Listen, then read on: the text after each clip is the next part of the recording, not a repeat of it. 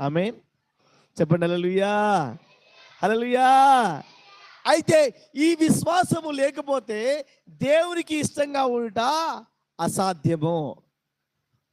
దేవునికి ఇష్టంగా ఉండాలనే వ్యక్తి దేవుని మీద విశ్వాసం కలిగి ఉండాలి. దేవునికి ఇష్టంగా ఉండాలనే వ్యక్తి దేవుని మాటలు వినాలి. దేవునికి ఇష్టంగా ఉండే వ్యక్తి అయితే ఈ లోకంలో దురద చెవులు గలవారు మంచి మాటలు ఎవరు వినరు. హల్లెలూయా. అంత వింటరా?